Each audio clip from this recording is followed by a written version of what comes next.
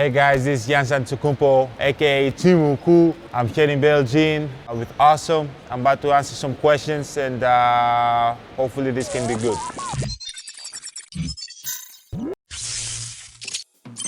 It's been a couple of years since the last time you came in China. How do you feel this time? And is there any difference with your last journey?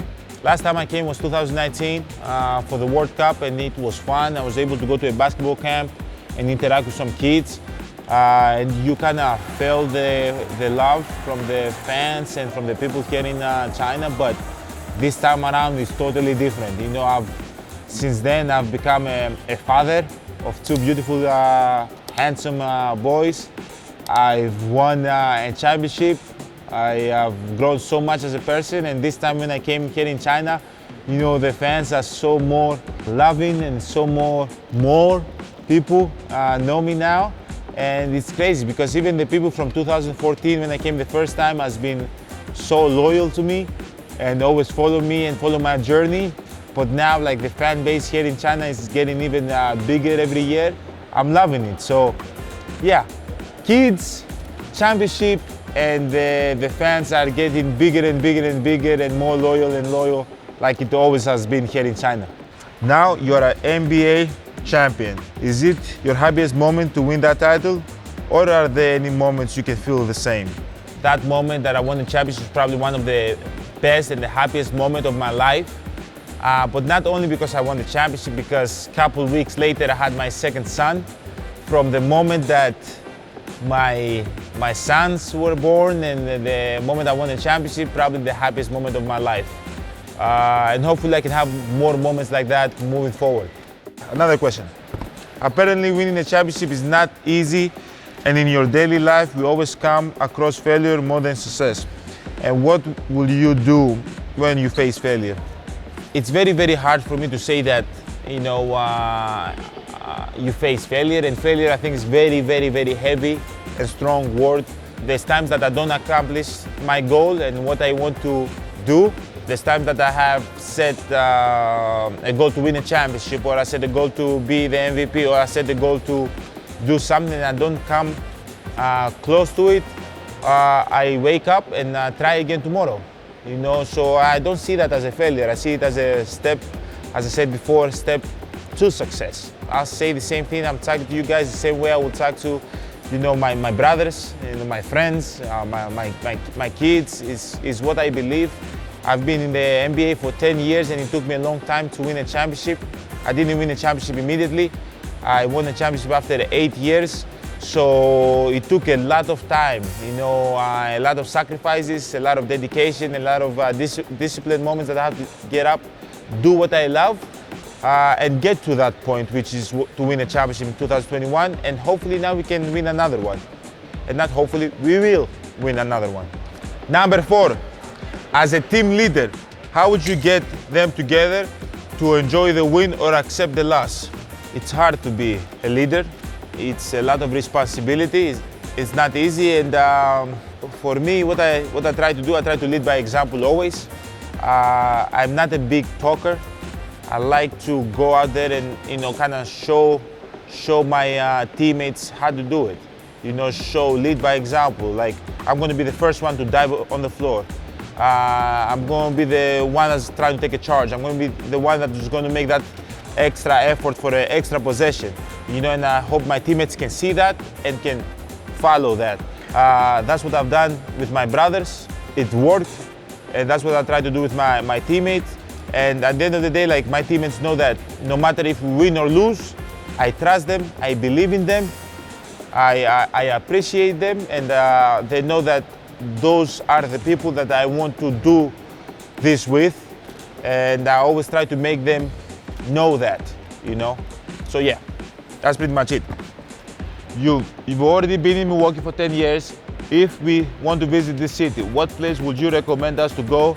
If you want to visit the city of Milwaukee, make sure you come to stop by the Pfizer Forum and watch a Milwaukee Bucks game. Make sure you stop by we have a store. Me and my brothers have a store right across the street that is being opened in 3 weeks from now. It's going to be one of the best stores in Milwaukee. Make sure you stop there too. And also, why don't you come and say hello? I'm gonna be in my house. I have a basketball court. Why don't you come and say hello and we can play some basketball? Let's talk about your signature shoe. What is the part of Zoom Freak 5 that you like the most? I feel like in my shoe, there's so many stories that I've shared with. Like every shoe has a story. Every shoe means something to me. I don't know if other signature athletes think that way. And I want really the people that wear my shoe and they wear my stuff to know that why they wear it. Like they keep it a buck. It's about loyalty. It's about me being with Milwaukee for a lot of years and winning a championship. The made in Sepolia colorway. It's about the hours and the sacrifice and the time I spent on the basketball court in Sepolia to made me who I am today. The 5 the hard way. It's about my brothers. Whatever I do it with my brothers, you know, and I try to include them. I score a goal, everybody score a goal. I score a basket, they score a basket. You know, I get a shoe, they get a shoe. Like you can see in the shoe, it's not only my name. In the bottom of the shoe has my father's name, my brother's name, my wife's name, and my kid's name. When you talk about technology, obviously the Zoom pad that allows you to propel you forward in order for me to be able to do what I do on the basketball court, cut side to side, Euro step, spin moves. You can see in the bottom of the shoe it has that extra pattern to give you extra traction in order for you to have great grip, because I don't feel like people my size can move the way I move. You know, fast, quick, explosive. It has this lockdown technology that allows you, when you put your foot in the shoe, allows the shoe to be stable, allows me to do what I do on the basketball court without feeling like my shoe is unstable. Can you name 3 colorways of your shoe as the top 3? Ooh. Okay, now I'm going to try to name 3 of the ones that are out there right now. So let's start with, obviously, I think the number 1 colorway is the Oreo colorway, because a lot of people around the world can wear that one because it doesn't have a lot of colors. It's just white and black. And I feel a lot of people want shoes that they're just basic colors, and you can, you know, if you want to play basketball with it, you can run with it, you can go to work with it, you know, maybe you can go to your wedding with it, I don't know. I like also the made in Sepolia one colorway. It's awesome. And let's go with the keep it a buck. Keep it a buck colorway. You all know Nike Freak signature line has been looking at kids. About Freak 5, which has a kids version this time?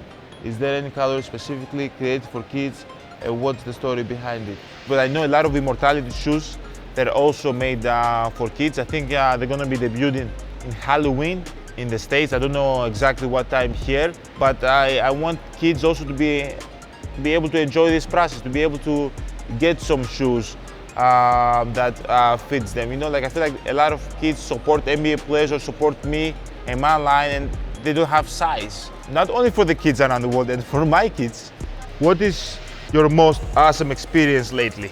Yesterday I was in the Nike store, and there were some fans that have been probably the most top fans, and they've been supporting me since 2013. And I was able to sit down with them and answer their questions, and they told me their stories and I told them my stories. This little girl that came and had this note for me, and when I opened it, he had a poem about me, and then she was talking about the inspiration behind the poem and why she did it. And then we went back to the wall, and she had another note that was talking about my family, my wife, and my kids, and how my relationship with my wife and my relationship with my kids as a father inspired her, and she loves that. So, you know, usually a lot of people talk about what we do in the basketball court and our hard work and dedication. I never thought I'm gonna be using this platform and talking about inspiring people as a father or as a husband, and people will get inspired by our relationship. So that was very touching for me, because a lot of people always talk about me and what I do. Very few times they talk about, you know, my family. So that for me was very, very touching, and I know it means a lot to my family. And I hope that, you know, I can still be the best role model and example that I can be as a father, as a husband to people out there and to that girl that talked to me. So I feel like that was one of the most awesome experiences I've had so far. But okay, you know, going to basketball clinics and dribbling and playing and shooting and interacting with the kids and getting in the classrooms, and they were giving me basketballs to that they paint for me. That was also awesome.